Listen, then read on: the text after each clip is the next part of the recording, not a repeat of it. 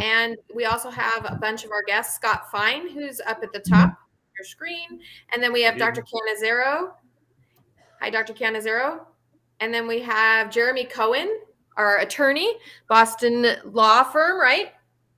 You go by Boston Dog Attorney? Boston Dog Lawyers. Dog lawyers. But we'll take any of those work. Any of those work. I did quick introductions because we always have so much that we need to cover. But I do want to make sure you know, if you don't already know, Joey's Legacy was founded by Scott Fine because of the loss of his dog from veterinary malpractice. And that's how the whole organization got started, unfortunately, because his dachshund passed away. And he formed this group together to not only get the laws changed, but to also get the veterinary boards to start owning up to some of the stuff that they've been letting happen. And he brought on some fabulous people like Dr. Canizero and Jeremy Cohen. So we have attorneys and veterinarians that are here to help guide us. I come on every other Sunday so that we can get some questions answered. And that's why we're here, so we can help you. But I always like to start off. Sometimes people don't understand what veterinary malpractice is, or just in general negligence that can also happen in places like this. I think, Scott, you would probably agree when you started this, you didn't realize it wasn't just veterinarians, right? It's boarding facilities and daycare and groomers.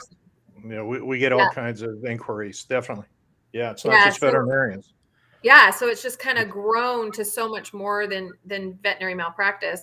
And then, of course, most people are shocked to hear that we have these fabulous veterinarians like Dr. Canizero who have come out and said, hey, this industry needs some help. We need to change some things. So we're not here to bash veterinarians. We're here to help veterinarians. And that's super important for us to express that to you. Dr. Canizero is one of a lot of veterinarians that are on board with this organization and helping us. And of course, our attorneys are not here just to make money, because they are not making money doing this.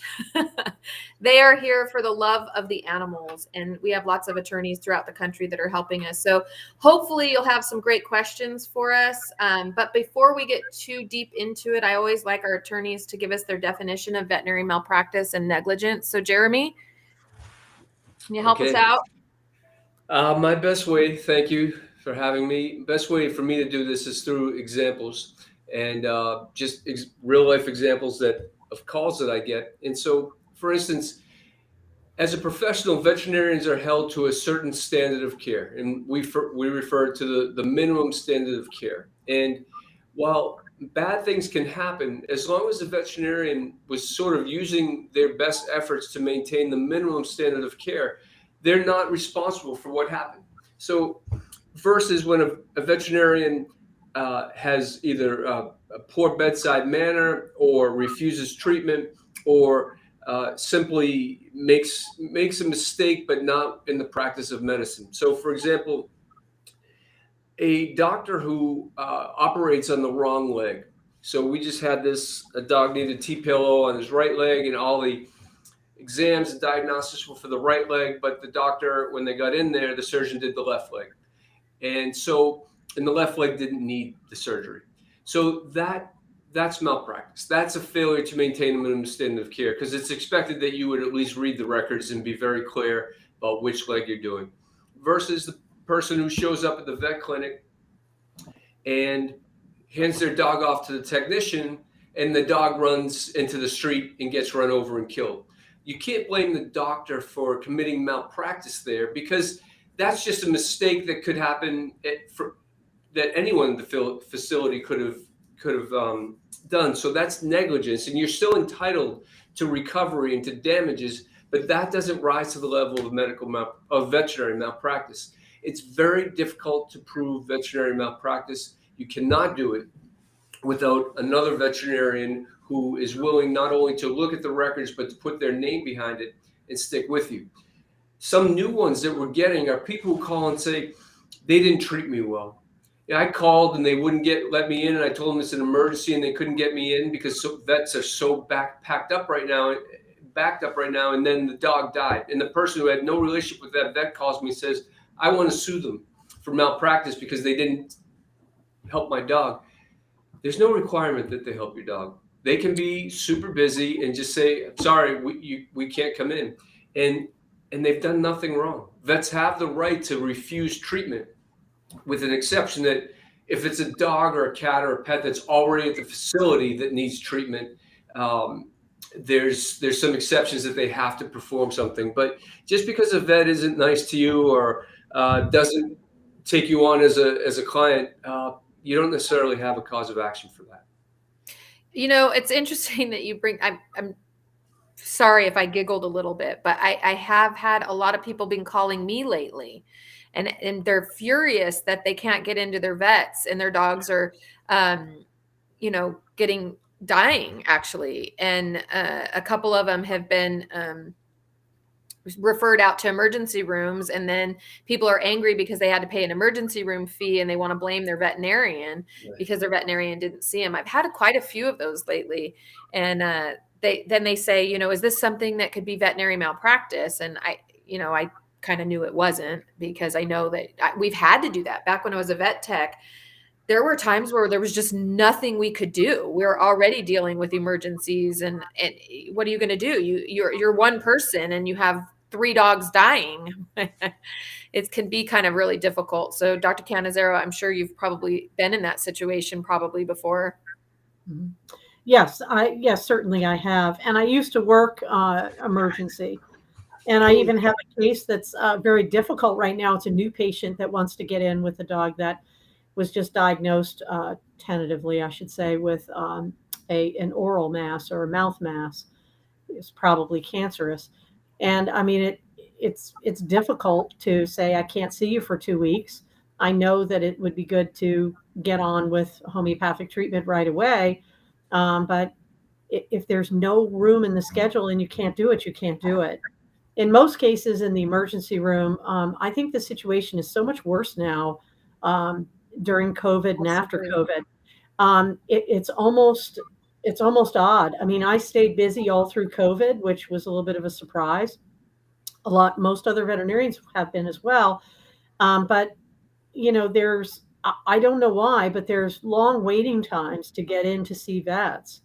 And if I could say anything to listeners, make sure that you find a vet that you really like, that you have a relationship with, because I can speak as a homeopathic veterinarian. If you already have a relationship with me, with your pet, I can more easily fit you in, and I'm more committed to that. But a new patient takes significantly longer.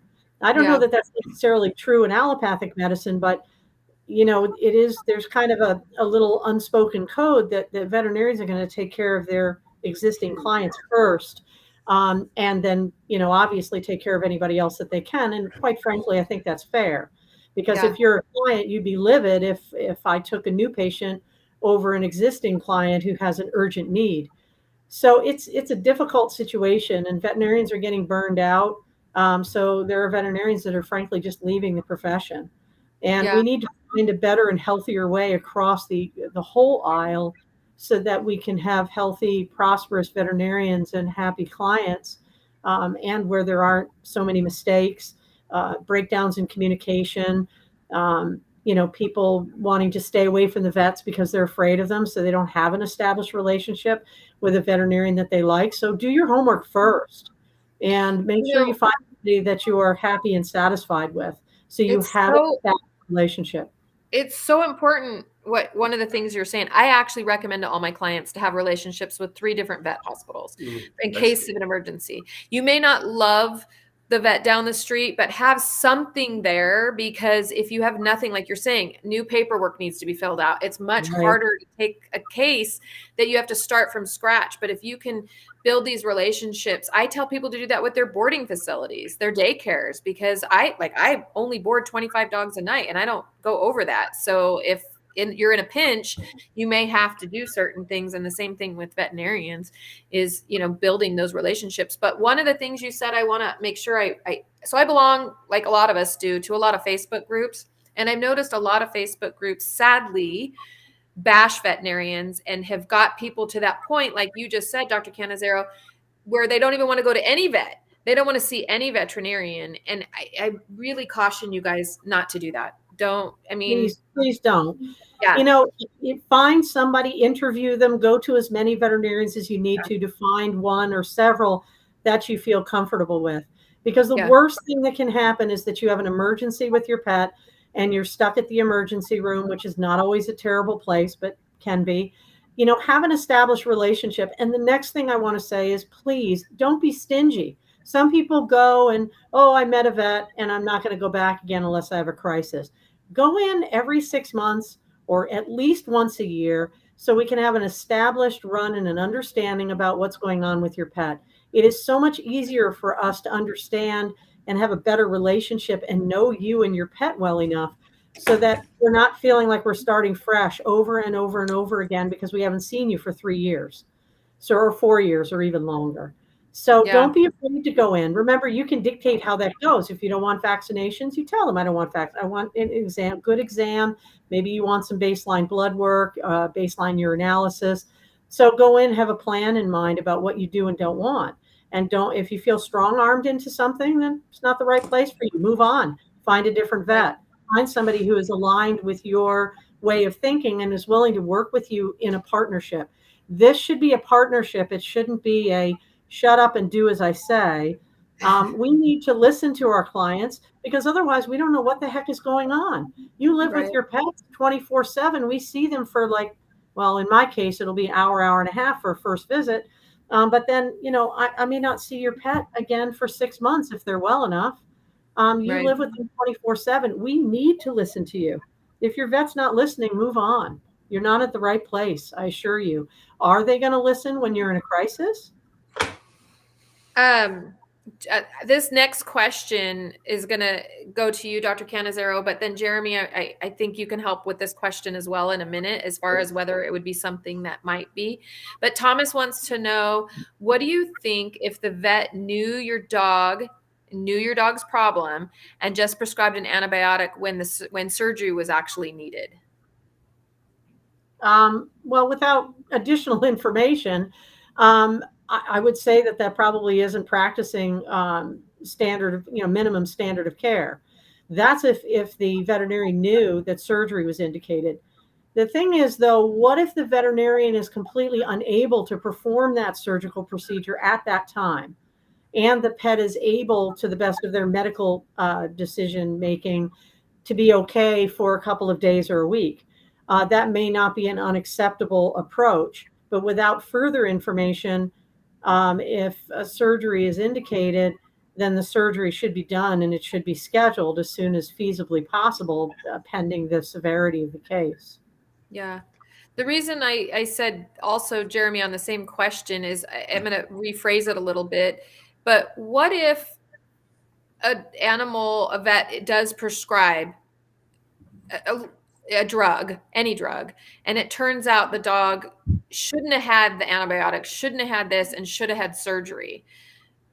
Is that something that you would see get on your plate? Is something to look at? Like I know we talk a lot about standard of care and what 3 other vets would do, but if in fact that antibiotic can make it worse, could that be a malpractice? Well, the standard of care typically is what would 5 out of 10 vets in your geographic region do under the same circumstances. And the missing piece of that question that Thomas had was, what did the vet offer? So oftentimes people say they should have done surgery and all they did was put the dog on antibiotics, and then you get the records and you see owner declined surgery or owner declined diagnostic tests. So, and we've talked about this before, it's so much easier to start conservative and build up. And as Dr. Canizaro said, if your pet can tolerate that for a couple of weeks just because they can't get him or her in, that's it might be the right next step for that particular moment. And during COVID, that's all changed. What the right next step has really changed. A lot of, as Dr. Canizaro said, you're almost have to put patients in a holding pattern, like planes above the airport to land, because there's just not enough area to land right now, and there's not enough air traffic controllers to bring them in. So that's a good analogy. Thank you. So in that experience, it depends what the records say. And again, that's why the minimum standard of care doesn't say you must do this and this and this based on the the symptom, it says it's basically under the circumstances. So it's kind of flexible, I think, for situations like we're in now. I'd like to add, I think this is a segue into something that isn't quite Thomas's question, but I think this is a good place to discuss it. And I think it's a great thing for listeners to hear. One of the things that bothers me a tremendous amount is that there are a lot of veterinarians that I would call just plain lazy. And your pet comes in, I believe, no offense that this happened to Scott. Your pet comes in and the veterinarian figures, I just throw some antibiotics and steroids at this. And if they don't get better, then, then maybe I'll have a closer look or do some lab work. So I hate to say that you have to be your pet's own advocate, but you almost have to be a little bit medically inclined in order to more safely navigate your pet's issue. The reason I'm saying this is that we came from a posture long ago, earlier when I was in practice, where people were not very inclined to accept doing lab work and things like that. And now I think that clients, in my experience, are more willing to do that. I want you to be a bit pushier about that, because when veterinarians without any diagnostics and just a physical exam and they're not sure what's wrong, because they'll tell you if they're not sure what's wrong, or if they seem overconfident about what's wrong and you just think, gosh, that doesn't feel right to me, then don't be afraid to ask for diagnostics and stick with it. And because I call prescribing medication when you have no idea what's going on as guess treatment. And guess treatment can be entirely dangerous. And what Carrie alluded to is that there are certain medications, for instance, and I don't remember the details of Scott's dog tremendously, but there's certain medications that are contraindicated. Let's say that your pet is going into kidney failure and you give an antibiotic that is toxic to the kidneys or hard on the kidneys or damaging to the kidneys. You can't take it back. So why would you want to take that step? Because it might be a little cheaper, it seems. It is not cheaper in the long run, because when your pet goes into kidney failure or their disease gets much worse, it's going to be much more expensive to try to save them, if at that point you even can do so. So don't be penny wise and pound foolish, and don't allow your veterinarians to practice lazy. If they are lazy practitioners, don't go to them. I'm not saying they should go in and do carte blanche and do $10 million of diagnostics. Use some common sense and ask questions. How necessary is this particular procedure? What might this procedure tell you that would be helpful for us, in treating or evaluating my pet? Ask those questions. We're here and should be able to answer those even if we're busy, because you have a right to know.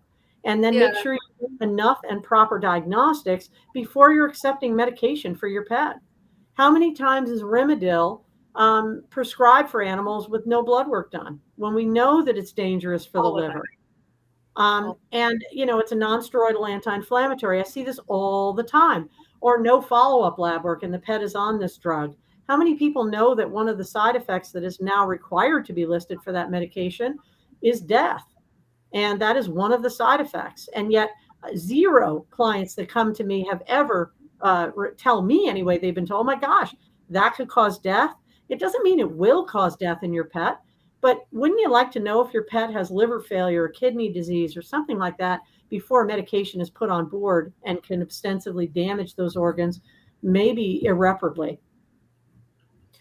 So Thomas has a very interesting case that is kind of hard to get into detail. We're actually going to have him on and we're going to share his whole story. So for those of you who are watching and you're seeing Thomas write these questions, we're going to share his whole story in a couple weeks here. But he mentions that his wife is a nurse, a registered nurse, and she knew this dog needed surgery, and she pushed and pushed and tried and tried and tried and got ignored.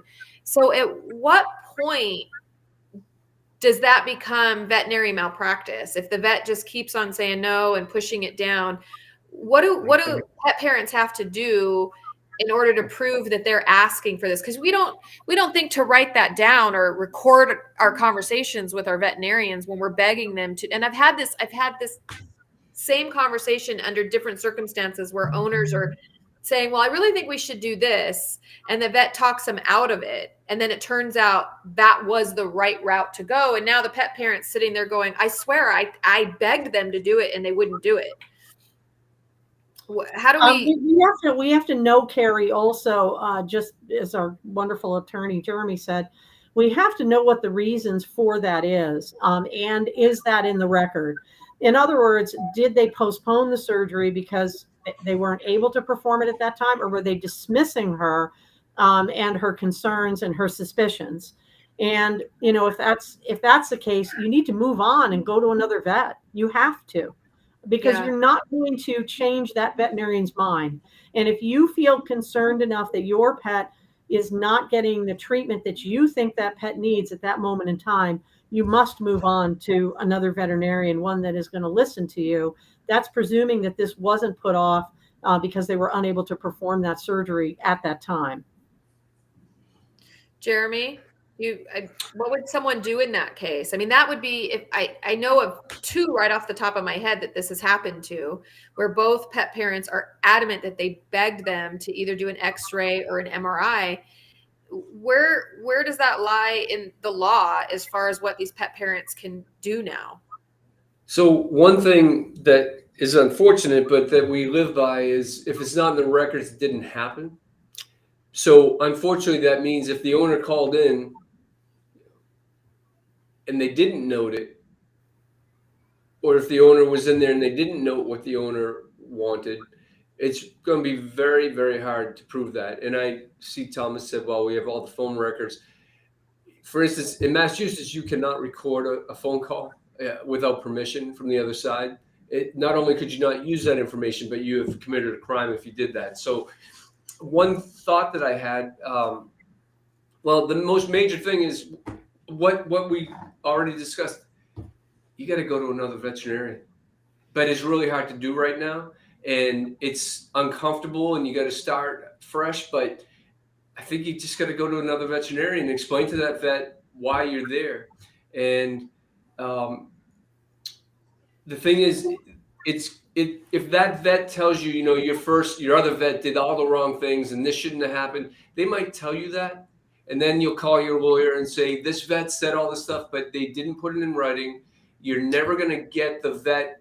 If the vet did, in fact, criticize another one, it never happened because it's not going to be in the records and they're not going to come forward and do that. So maybe ask to periodically see the records. Maybe ask to have your file. All vet regulations around the country in each state pretty much are, if you ask to see the file for a copy of it, they have to send it to you within a reasonable amount of time. And maybe just start seeing what do they track and what don't they. So Jen says that the emergency vet hospital that they used actually records all phone calls. She probably knows that because they tell you they're recording it. Would that be something they could legally get, those recorded phone calls? I think they would have to be in litigation and use the power of the court to subpoena that information. I don't think any hospital or any defendant in any case is just going to hand over phone records without a court order. And then their lawyer is probably going to stand in the way of it too, because the purpose of those calls probably, like they say, are for training purposes, but I don't know. And do they keep all the recordings? And that's why being a vet malpractice attorney is very difficult. It's very time consuming. You don't really get paid for it. And it's just a ton of work. It really is. And we see it in a case like this to really try to find out what happened. But Carrie, once that case got started, those could be subpoenaed, though, if they're still there. But they're not required to keep them because it's their own personal reason that they're doing, probably for training purposes. But if they had them, subpoena them. The lawyer who takes Clark's case, Clark family's case, would have to rifle off a letter right away. Do not destroy anything related to this, including the phone records. Maybe that helps. Yeah. Maybe it doesn't. Now, I know, Scott, I just don't want to miss this train of thought. If they already destroyed that, as an attorney, wouldn't that be, even though it's gone, but just the fact that they destroyed it, wouldn't that be like, why are you destroying what could have been evidence? There's a component to the law called spoliation of evidence, and that's when you get rid of the goods. You get rid of the most important pieces. It doesn't come up as much in civil as it does in criminal, but it still comes up. Actually, it's probably even. And there are times where that information can be held in the worst light to the person who destroyed it. So where it could be used to its full capacity, maximum effect against if it was the professional at the facility that purposely got rid of the evidence. So there are penalties for that. Good, because I was thinking, if they already, I mean, that's like burning the clothes that you have blood on before you got caught. It's, I know this is going to look bad on me, so I'm going to burn these clothes, get rid of my phone records. So at least we know there's some backup there. I'm sorry, Scott, what did you want to say? Well, I just want to go back to Thomas's case for a minute. Thomas, if you wouldn't mind adding the comment regarding the nature of of Ninja's condition and why he needed surgery, I will tell you that in the world of human health care, if a patient was brought into one of our emergency rooms with this condition, it is absolutely considered a medical emergency. So I was kind of stunned to when Thomas originally told me his story. And I don't want to tell his story here because obviously it's his story and you're going to interview him, Carrie. It's an amazing story. Yeah. So maybe Thomas can just add that one fact so Dr. Canizero and Jeremy can understand exactly what was going on. But it's definitely in the world of human medicine. It is absolutely a medical emergency. It's so interesting. Thomas, go ahead and type out real quickly a little bit about what happened, and we can kind of fill Jeremy and Dr. Canizero in on what's going on here. It's kind of an ongoing situation and case, but I think that Jeremy helped us out a lot with the possibility of the phone records. Thomas is saying that they just have how many times they called. So I don't know. That becomes part of the issue is they're continually calling and asking for them to do something and nobody's doing anything. That even though this dog needed immediate attention. Well, one thing I'd want to look at is if he can show me all the calls and how many minutes they lasted.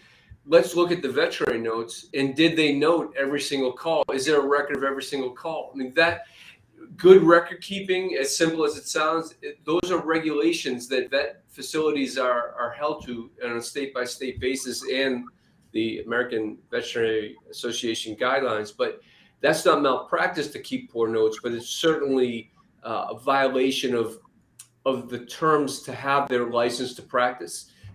You have to keep contemporaneous, legible, and accurate notes. Dr. Canizero, that doesn't happen all the time. That's a fine that veterinarians get, right? If they don't keep accurate notes. Do you know about how much that fine is? It's very subjective, but it could be, it could be in the thousands. It could easily be in the thousands. 2,000, Scott? 2,000 or more. Joey's vet, 2,000. Yeah. And where does that money go? To the state? It doesn't go to you, right? Florida. Oh, sorry, Jeremy. In the state of Florida, basically, I'm going to paraphrase the statute, says that that the veterinary record is supposed to reflect what the veterinarian thinks is important during that veterinary visit. So if it's a respiratory problem, the veterinarian could technically be allowed just to write down respiratory findings, and that's it. However, the board has discretion to decide if they like your records or they don't like your records.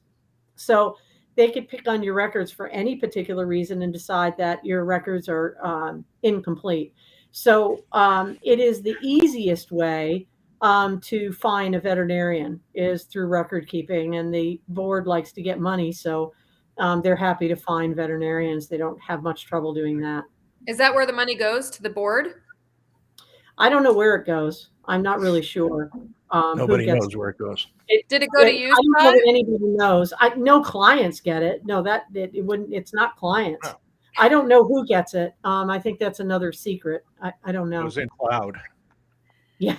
Well, I know. Well, it's interesting because you would think that if it went to the board, then maybe the board would do more fines, but we know that they're not. So I wonder where that money does end up.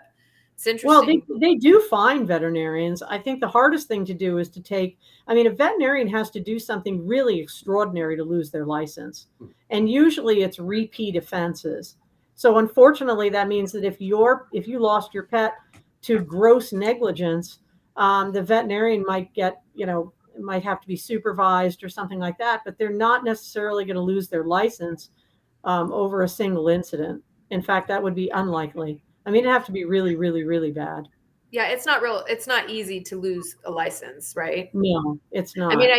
I do know that veterinarian in Florida that was having unnatural relations with dogs lost his license. And I think 21 years in jail. a female veterinarian, I forget who she was, that shot bow and arrow. Yeah, that was in Texas. I think she lost her license also. She lost her license, yeah, and both of them should have, but in Right. general, we're talking about veterinarians getting fined and repeat offenses and those kind of things. But I don't know too many vets. Those are the only two veterinarians that I know of that have lost their license, and those were really horrible situations. But I do think that, some of these cases with these veterinarians, the fines should be higher. I don't think that in Scott's case, a $2,000 fine was enough to make somebody start taking better records of, what's going on. So I think that's where we talk about in Joey's legacy about fine was a slap on the wrist. I don't think it had much to do, in my opinion, with what happened with Joey. So if they feel like they can't find anything too gross negligence wise, their default position is always a record keeping violation, whether it's real or not. And it may be very valid, but it doesn't necessarily have to be real. But it's an area that's so vague that the board can, impose a fine.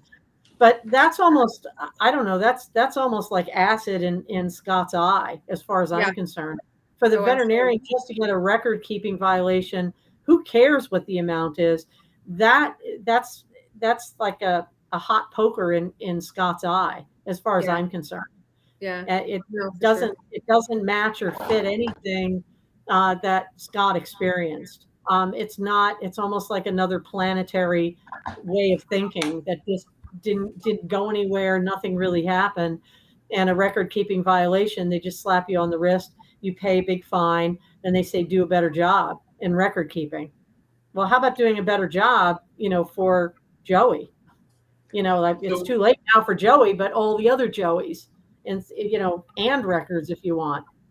Yeah. When you talk about acid in the eye, if I can just give an example, and actually it's similar to what Thomas Clark's story is, in that he says he paid $30,000 for the dog to try to save his dog. And we have a case where the person spent $33,000, and 26 of it was paid by pet insurance. And that's why everybody should have pet insurance, because it takes the decision making out of when your pet needs expensive tests or surgeries, because they're going to pay 90% of it often. But in this case, and we're trying to get him compensated for the dog that died because of a surgery that shouldn't have taken place because the dog was too weak. The defense attorneys and the insurer for the veterinarians, and there's only 2 or 3 insurers nationwide for the veterinarians. So this is a game that they play, and that we finally called them out on it, but they're doing it to all of us.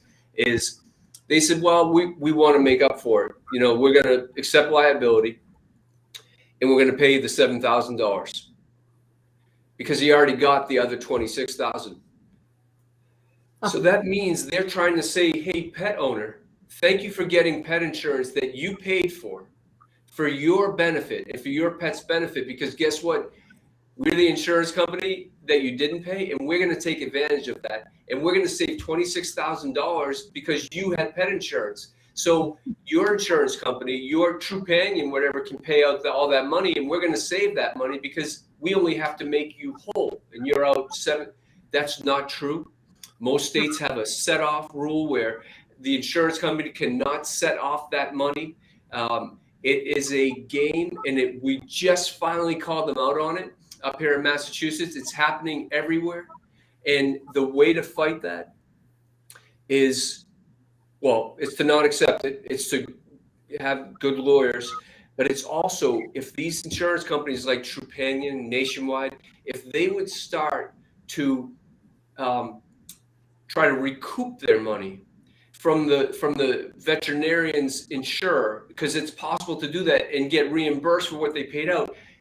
All behavior could be corrected. So that's an indirect way that pet insurance could actually correct veterinary behavior by punishing the insurance companies. It's a little complex, but for what pet owners need to know, if your dog is injured and they're trying to just give you back money that you're out of pocket because you had pet insurance, why should the vet's insurer or any insurer for anybody who did something wrong benefit because you were smart enough and frugal enough to take out pet insurance and pay for it? So that's not really a knock on the veterinarians. That's a knock on the insurers and the lawyers for the veterinarians who do not care about the veterinarian's reputation with you or people in the community. They just care about their bottom line, and that harms veterinarians because their insurers really don't care about them, and they don't care about us either. So I just want to make sure I understand this correctly. Are you saying that let's just use 20,000 so that I can Okay. make this case a little bit Sure. easier for me to understand? I buy a pet insurance. It costs $20,000 to get my dog healed. My dog dies. Are you saying the insurance company gives me back 10 and the vet gives me back 10? I'm saying that, so if the bills were 20,000 and you had pet insurance, your insurer is probably going to give you 90% of that. Let's just say, so let's say they give you 18,000. They reimburse you 18,000. So that means you spent $2,000 of your own money. Right. Okay. So if there was malpractice there and you were to sue the vet's insurer, Zurich, because that's everybody's insurer, is going to say, oh, it might be all our fault, but we're just going to give you $2,000 because you already got your other 18. So they're saying your other insurance company paid the 18 to you, so we're only going to pay you the 2. And that's not fair. And it's actually, in many states, it's against the law to do that. But they're trying to play this game like, well, you can only get $20,000 one time. Yeah. But you didn't get the 20. Your insurance company had to pay $18,000. Your premiums go up. If your dog lived, your premiums going skyrocketing. So it is a little confusing, and that's why they've been able to get away with it for so long. But you're also paying year after year after year after year for that insurance. We just had a major blow up with this law firm that we usually get along with because they said, well, that's how we've always done it. Well, that's not how it's supposed to be done. It's just not, it's not the way. I always love that argument. That's how it's always been done. That doesn't mean it's been right. I always say, well, that was before Boston Dog Lawyers. That was when there was nobody was holding a flashlight to you. So that should be your tagline. It really harms the reputation of the vet, not the insurance company, because now the people just going to hold that against the vet and realize the vet might have had nothing to do with that money scheme. But I think you're right. If the pet insurance companies would start going after their money, and then the vets would have to use their own insurance, there would be some more accountability there. Is that what you're alluding to? Yeah. Right. Yeah. And that's really ultimately what we always say. Like, we could just put all of everything we talk about on Joey's Legacy, and that really comes down to more accountability so that our animals are better taken care of. And the best way to get them better taken care of is to have more accountability and people kind of stand up and do the right thing. So I am, it's weird. Before we started this roundtable, we were talking a little bit about pet insurance. And I know Dr. I had mentioned that in some ways pet insurance can really help us. I hadn't thought about that way. The way I thought pet insurance can help us is the cases that Dr. Canizera alluded to, which was, you take your dog to the vet, he had diarrhea for 5 minutes and you panicked because he can't talk to you. So you rush him to the emergency room and the veterinarian says, oh my God, we have to do an MRI, a CAT scan, 5 x-rays. I'm going to hook him up to IVs.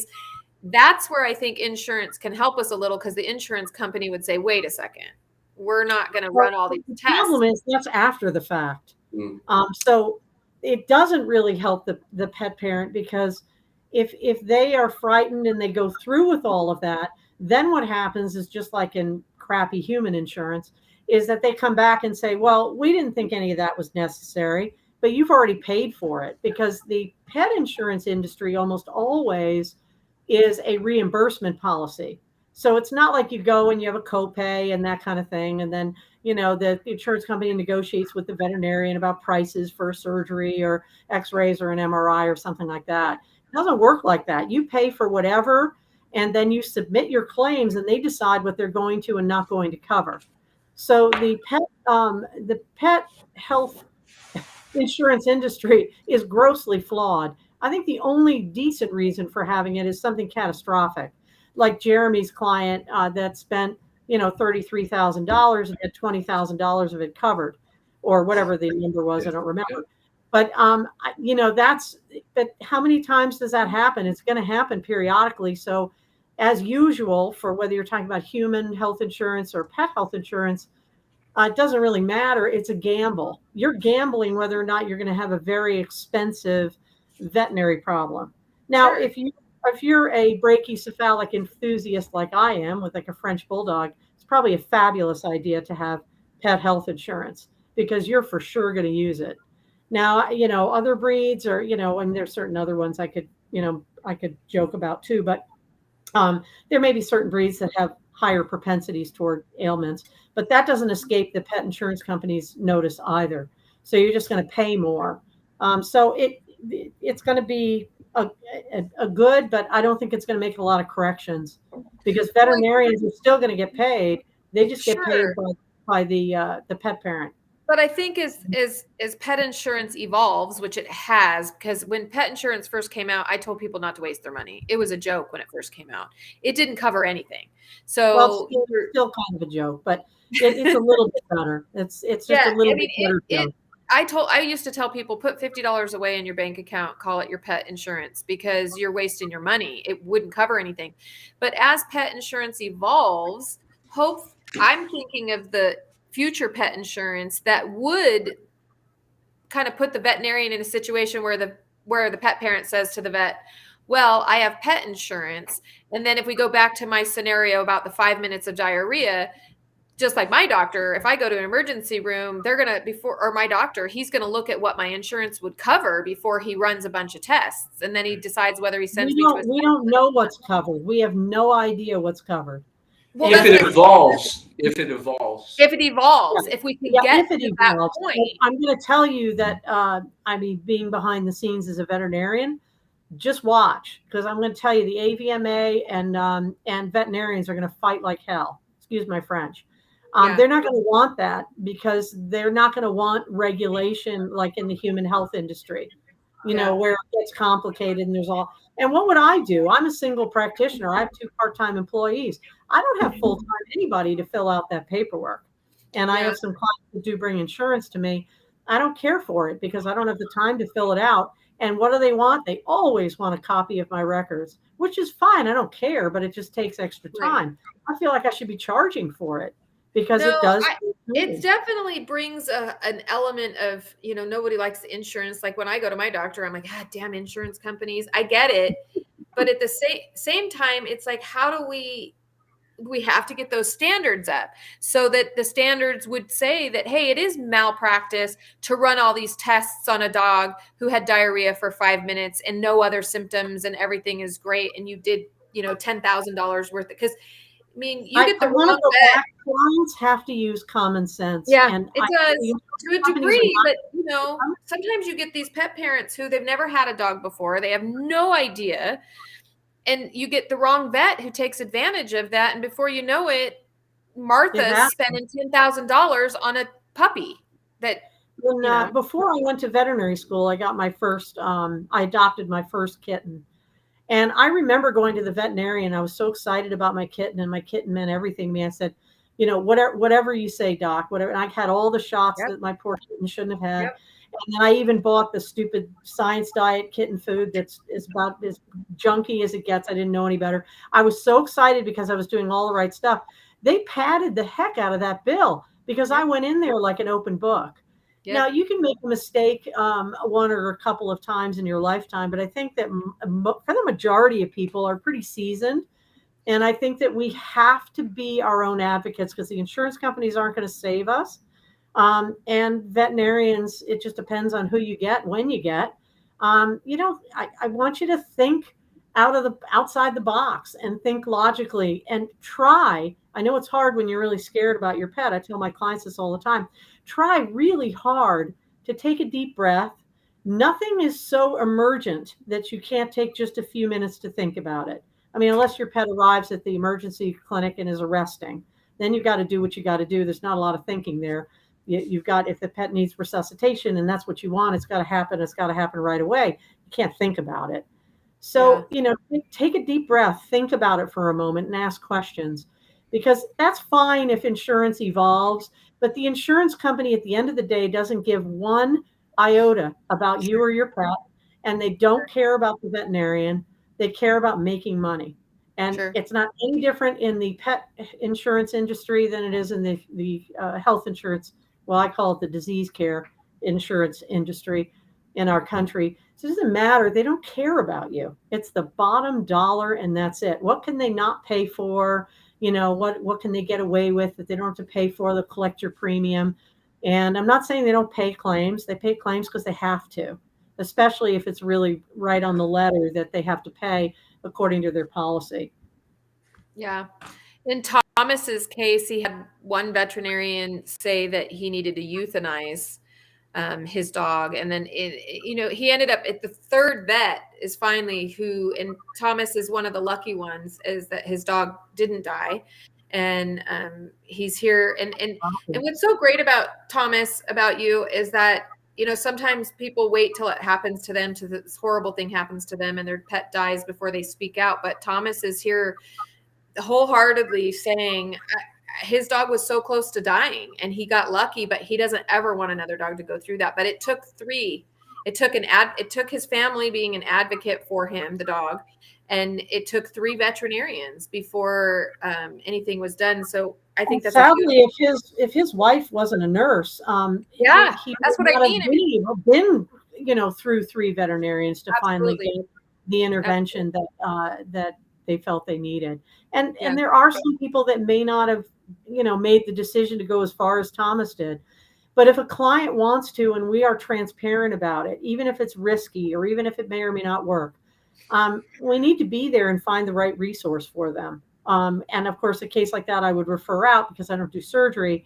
But certain instances, if an animal can't urinate, they can't pass any urine, they can't pass any feces, they can't hold anything down, they're lethargic like a rag, they're jaundiced and yellow, a blocked cat. I sent a blocked cat to an emergency clinic down in Tampa, and they refused to take my client's cat. They said, "I'm sorry, we're busy, we're full." I said, he won't make it to Clearwater. Thank God what treatment that I did before they left ended up unblocking the cat on the travel there. But had it not, her cat would have died, and she was out of town, and the caregiver was rushing the cat there. And this is a corporately traded Blue Pearl, I don't mind saying it, in Tampa, 24/7, supposed to be top of the line hospital. Believe me, I was not using nice language to them at all, because they said, come right away. And then they turned her away when she got there. I'm sorry, we're at capacity. We can't take you. There are certain cases that you can't turn away like that. And I'm the referring veterinarian. It's not like they just walked off the street. They were referred with a critical emergency. And this cat's potassium level, which I know this might be too medical, was so high. I told the caregiver, you've got to go right away. You can't spare a minute, because this level of potassium is so high, her cat can die. This is extremely urgent. And I told the emergency clinic that didn't matter. They still turned her away. Thankfully, the cat survived and he's doing well. And he did make it to the other clinic in Clearwater. But, that was almost an hour and a half of driving, and that cat wouldn't have survived it had he not unblocked, thankfully, from what I was able to provide on the trip there. But, I don't know. I don't know what's happening in veterinary medicine, but it's not necessarily very good. So it's not very good. I'm going to shift us a little bit, but first, real quick, I'm going to not tell you the whole story because it's long, but I actually got turned away from a veterinarian with a dying kitten. And it's a long story, but it was only a 4-day-old kitten, so apparently she wasn't important. But I later found out the reason that I got turned away was because the receptionist who turned me away does not believe in holistic treatments, and she knew who I was as a holistic person, and she didn't like me, and so she told me the vet wasn't available. But I later found out the vet was available. The vet Wow. herself told me she is so sorry she was available, and it was really tragic. So you do have to be careful. People, human emotions get involved, and the cat ended up living, which is great, but I had to take her to the emergency room. But anyway, I wanted to share that with you because it's a horrible feeling to be turned away, and I've been in those shoes. It was horrible. Jeremy, I wanted to, Scott shared with me a case that came across his emails before we were talking about a cat who got sent home in a carrier with a towel over and said, oh, the owner thought that the cat was asleep, and the cat later died.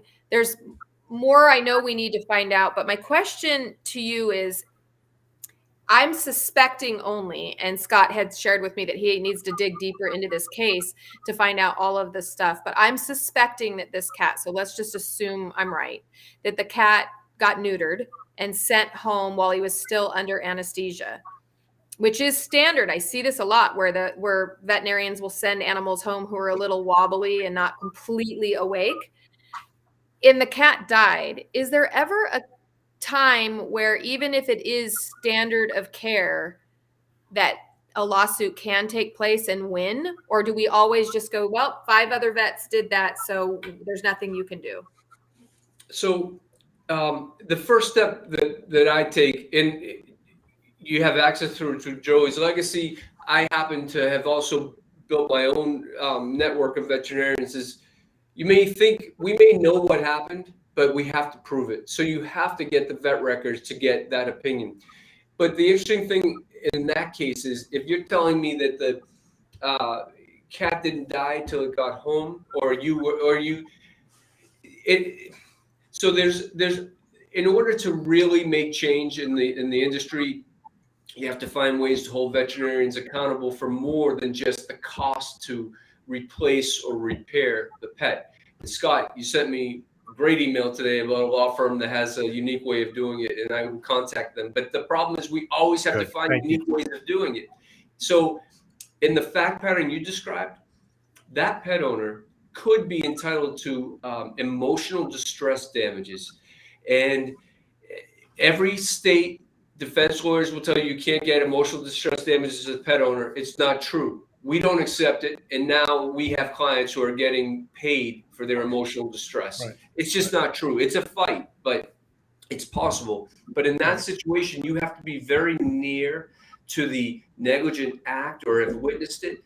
But if they sent your cat home alive, but because of what they did, the cat died and you witnessed it, see, that's something you can get compensation for. You should be able to get compensated for, because that is trauma.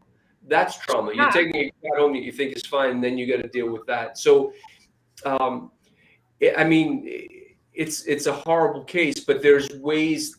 But it also could be a way to enhance the value of the case, and that's what lawyers are always trying to do. I mean, my thing with clients who bring these cases is, I can get you accountability, but I might not be able to get you much money. But at least I can get you accountability. But in that case, there could be more to it if the owner had to witness it and go through that. I can't even imagine witnessing that. Dr. Cannizzaro, is there anything in when you get a license or any rules that are put on you that you know of that says animals need to stay in your care for X amount of time after being under anesthesia? Or is it up to the veterinarian when they send them home? I think it's up to the veterinarian. I just don't know very many cases where, and I haven't been doing surgery for a long time now, but I don't know. I haven't worked at many or any practices, including my own, where I witnessed that animals were sent home still groggy, or, I mean, maybe like a little bit groggy, like they walked out a little drunk. But if an animal is under their own, like with it enough, and, I can't recall any surgeries that I have done, nor any of the places that I worked at where animals left out of it. still asleep.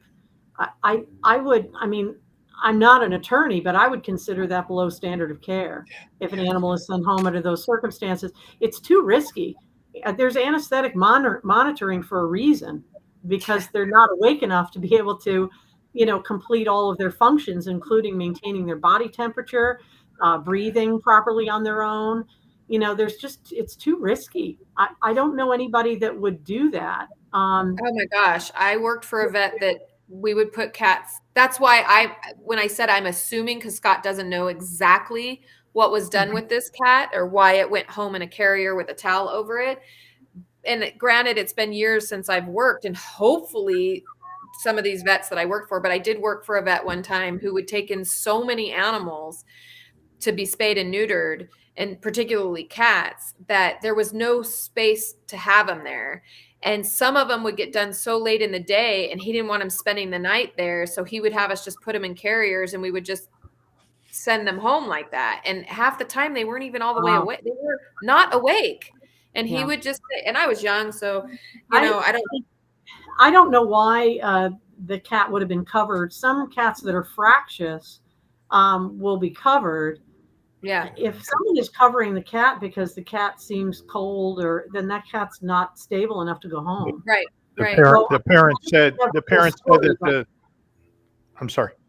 go The ahead. parent said the cat was unconscious. Her That's words. unconscionable that they would send a cat home like that. Carrie may have had that experience. In my experience, I've been practicing since 1991. Now, granted, I haven't been doing surgery since probably 2009, but that still was plenty of time of doing surgeries. I mean, the only exception to that is the low cost spay and neuter. I mean, I did do That's where I I worked. for a It while. was that's where I Yeah. worked. One of the places I worked was a low cost spay and neuter place. Well, the only place that I did surgery that was like that was the Humane Society. And that was dicey because I would finish with one, move on to another one. And the techs were really responsible for keeping an eye on the recovery of the patient. I wouldn't say I was comfortable with that, but that's what was done. But Yeah. granted, not that this is nice and I don't want to offend anybody's sensibilities. These pets didn't have necessarily did not have people, yet.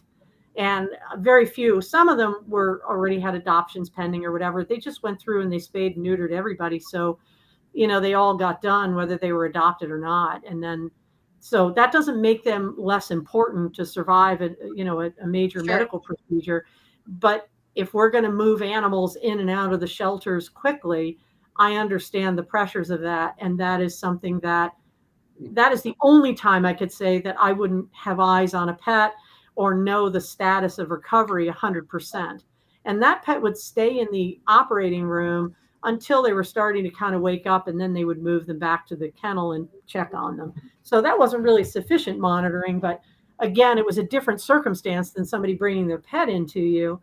And whether it's low cost spay or neuter, we still have a standard of care that we have to adhere to, and sending an animal home unconscious is not standard of care, in my opinion. I believe Jeremy, it's below standard of care. would Dr. Canizar and I were talking about these low cost spay and neuter clinics. They're all over the place. Almost every town has one, or one kind of close to you. Are those different standards? Would you be able to say, would a vet be able to say, well, we're a low cost spay and neuter, so we send them home that way? Is that something that they could get away with saying? I don't think the standard changes based on how much you charge. Okay. That's where I was So going. no, I would argue no, we're not adjusting the standard because you charge less. Yeah. So The only reason I say that is from a grooming kind of situation. Like some groomers they say, hey, look, we just buzz and go. Like and we charge $20 for it. So you get the haircut that you get. right. And then others The are like, well, we difference charge extra because we do details. And The so difference is groomers are, for the most part, they're not licensed and not regulated That's yet. true. So true. that's why we have so many grooming injuries, because anybody can be a groomer. Your tools don't have to be clean. So I don't think you compare, a buzz and go groomer to a vet professional. If they're gonna do work of a professional, that type of surgery, I think the standard does not adjust because they're Okay. doing something good or less expensive. It looks like Dr. Canizaro would agree that Yeah, Yes, I the just I would wanted to standard make can't that adjust. clear in case somebody is thinking, well, I chose to go to the low cost spay and neuter, so it's I okay. mean, I don't recommend you do that unless your finances are such that, I mean, I've had some rescue kitties that I did take a chance and go to the low cost spay and neuter, and everything turned out fine. I mean, Yeah. fortunately, I'm with that too. So when I take control of the kitty, if the kitty's a little bit out of it, I know how to handle that situation. Right. But if a pet is unconscious, it's absolutely unreasonable to think that an individual, I don't care if you're a nurse or or a layperson or a holistic minded person, it doesn't make any difference. You should not be held to a standard to have to recover your pet and to be able to be responsible for knowing how to do that safely or even what parameters to look for.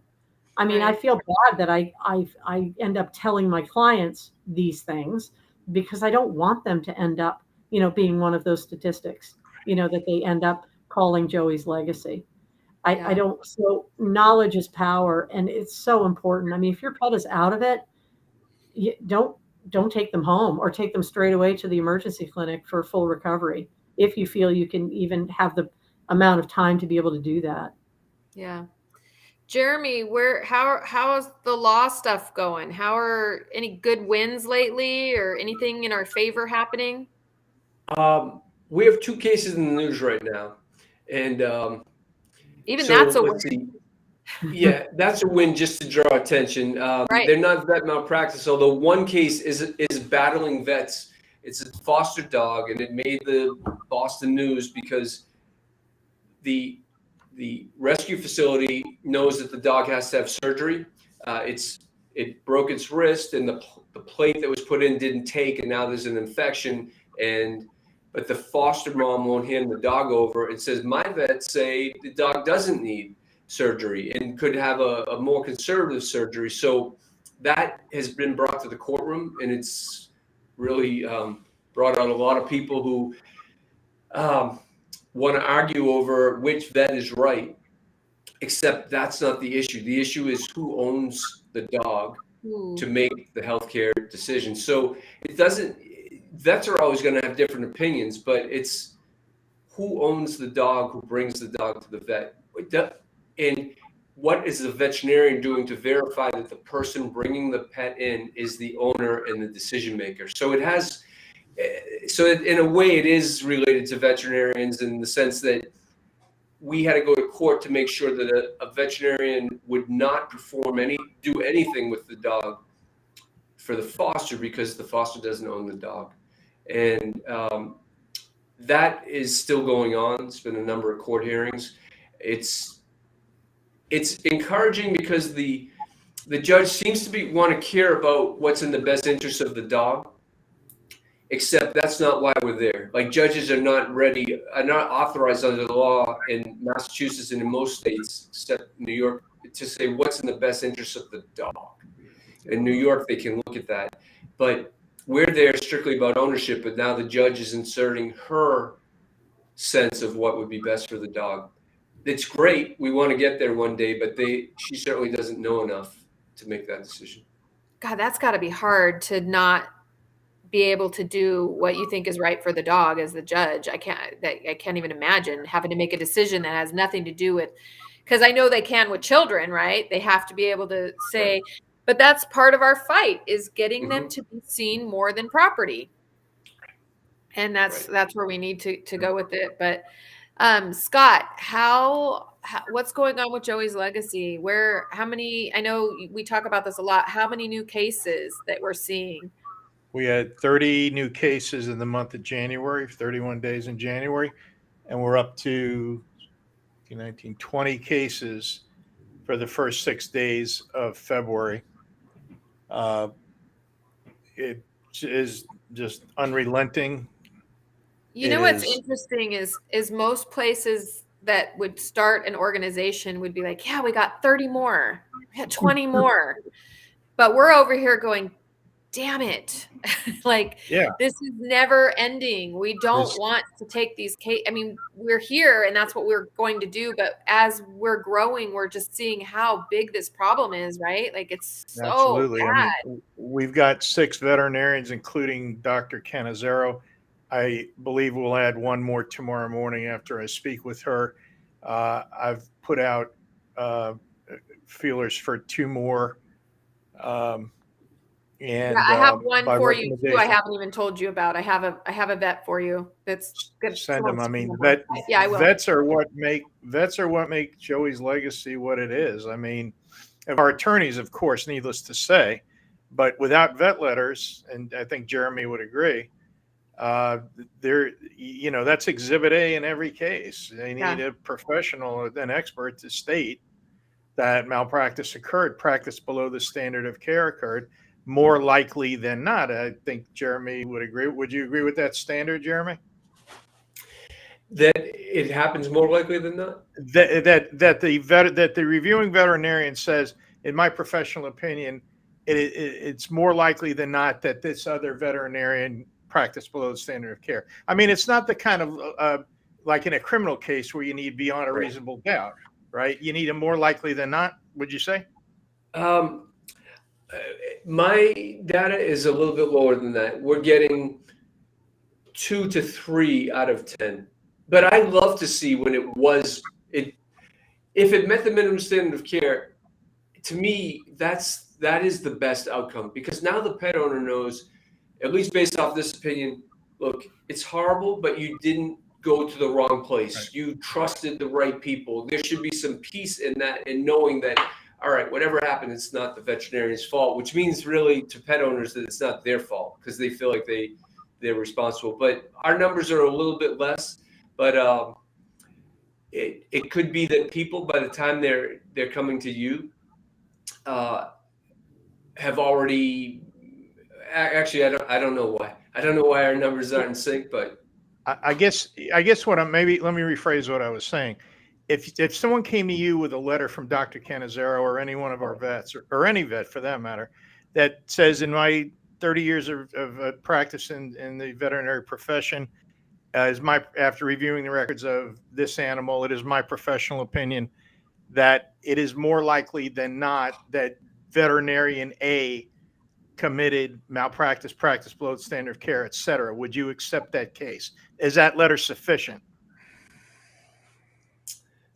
I'm sorry, I completely missed your question the first time and answered a question you didn't ask. But to this question, I would say more likely than not, that's not going to be enough for me to take it.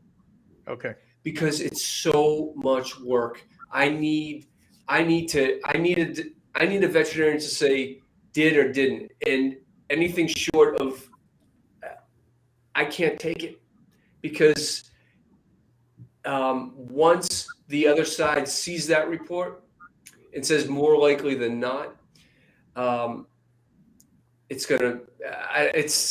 we're not there yet. I think where we can take it. To me, it has to be 100% liability, and I know it's still someone's opinion, but I just know the amount of work that goes into these cases. These cases take the most amount of time. The lawyers never settle until after they get their billings in for the insurance company, and just did it for last year. We lost money, which I understand and I'm okay with on the vet malpractice cases, but that's why we got to take just the best ones that are clear liability. Yeah, I was just referring to like the 5149. Yeah, more likely than not standard with civil. It's probably right. It's probably enough in it's so many cases across the civil spectrum, but with these cases, because they're relatively new still, and trying to get, I just feel that we have to be, everything has to be checked off more than that. Well, I agree. I agree with you, because it's so, if we're going to keep going in front of these judges with more likely than not, they're going to start not wanting to hear that we have such a battle. I would agree that taking on, and that's going to just be horrible for the pet parent who has a letter that says more likely than not. But but the bigger picture is we have to have wins, and we have to have a lot of guaranteed wins in order to get the laws changed. So I kind of understand, but would it be helpful to have 3 more likely than nots? So we go with red, yellow, green light, which is what a lot of veterinarians do. So we'll take green, we'll run with green. Yellow, you could do it on your own maybe and file suit and small claims. But I don't know, more likely than not, it's just. No. But a more not likely than not would be a good case for somebody to go to small claims court by themselves. I think so. I guess it's I still mean, a because strong argument. you're not investing a lot of time and money with a small Right. claim. And it's going to be over quickly. So you're not investing all this negative energy. You may not get the right decision, but you'll at least have forced them to come to court and address this. And that's what you want to do. You just want to get them to have to take accountability. It's not about the win. That is the win in a lot of these cases. Getting them into the arena is the win right now. Yeah, I think it's the win too, is to get them to show up for court and be at least accountable to say what they did and have to speak up. And I think that it's definitely, I would say it's worth it. If I had it more likely than not, I would absolutely go to small claims court over it. I don't know if that helps Thomas, who's, on here, if that ever comes to that situation. I don't know. We'll find more out about his case. I'm going to move us towards wrapping this up because I always look at Dr. Cannizzaro and it's so dark behind you. I feel so bad that it's so late. I happen to be in Arizona, so it's a little later than it normally is for me too, because the time change. But I know you all that are listening, if you need an attorney in Massachusetts for your dogs, or do you take cat cases? Oh yeah, we do. Okay, that's chickens. We're in the middle of a chicken case right now. That's right, the chicken case. I like that. That's an interesting case. So if you're in Massachusetts, you want to get a hold of Jeremy for sure. If you're in Florida and anywhere near Dr. Cannizzaro, I hope she becomes your veterinarian. You won't regret it. Scott, can you just tell us where we are a little bit with getting the documentary made? I don't want to stop pushing for this. So we've had a little bit of progress here. We have one anonymous donor that wants to remain anonymous. They came to me this morning with a large donation. I have another one that's promised for the end of March. We have Kuma's Corner, gourmet burger restaurant in Denver that has made Joey's Legacy its nonprofit of the month. There's a burger designated for the month of February, and for every one of those burgers, and for every order of mac and cheese of the month for February, Kuma's Corner will donate $1 for each to Joey's Legacy. They have Chicago and 2 other locations in Illinois and Indianapolis that are some of the people in our group are going to approach to see if they're willing to form a bit of a competition who can raise more for Joey's Legacy. But the sum total of all this, I think, will bring us about halfway to where we want to be as far as the documentary goes. So, the documentary completion will be delayed probably from spring to summer, but it will happen. We will make it happen. And we've already got PBS that said they will take it on. We're going to approach Animal Planet and Netflix, see if they're interested, and we'll just go from there. It's moving along. I always remind everybody to make sure you go on Amazon Smile. I know you're all shopping, so make sure you sign up on Amazon Smile. Every purchase you make, a little bit of money goes into Joey's Legacy in the making of the documentary. So you don't have to do anything. Literally, I'm hooked up for it, and every time I buy something, it says it went. And it may only seem like pennies, and it's not doing any good. But how many followers do we have in Joey in the group? In the group. On Amazon. In the group, we have we just cleared 3,000. I think we're around 3,040. Can you imagine if all 3,000 of us signed up for Smile on Amazon? 3,000 people. I mean, even if we just bought something once a month, we could make a difference. So it's not hard to do. Yeah. That would be wonderful. Yeah, it makes a difference. The documentary is important. Why, Scott? What's this documentary going to do for us? Make us famous? That's not what we're after. No, not at all. Our 501c3 mandate is education of the public in anything animal advocacy, which includes veterinary care, animal law, and what we do, which is seek justice for those that have allegations of malpractice and negligence. And that's what we do. We're trying to educate as many people as we can. What a great education Dr. Canizero and Jeremy Cohn have provided tonight. That's just a small part of So what we do. amazing. And So amazing. Jerry Rob's books, Volume 3 is in the works. It'll probably be released later this year. All the stories in there, there's something to learn from every story. They're very hard to read, tragic outcomes. But, you know, if you're an animal advocate, if you're a companion animal parent, it's worth the price of admission just to read these stories. And I got to remember that the next time I go to the vet. So I'll ask the vet about that, because this poor person, you know, became a victim of, or, you know, the companion animal became a victim of malpractice. So everything's an education with us. That's really what we're after. Documentary, the books, podcasts, everything. So I like to say that the documentary is important because it's going to save lives. And it will. And that's Absolutely.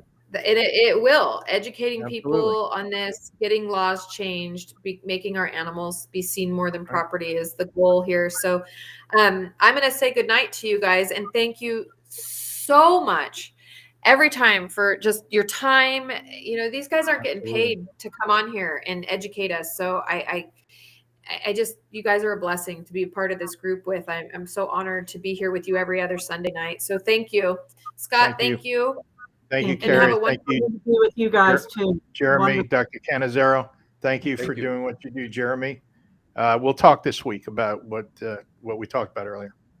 Great. Yeah. Nice to see Real everybody. quick to our listeners, thank you guys so much for, you know, joining us and being here and being a part of this group.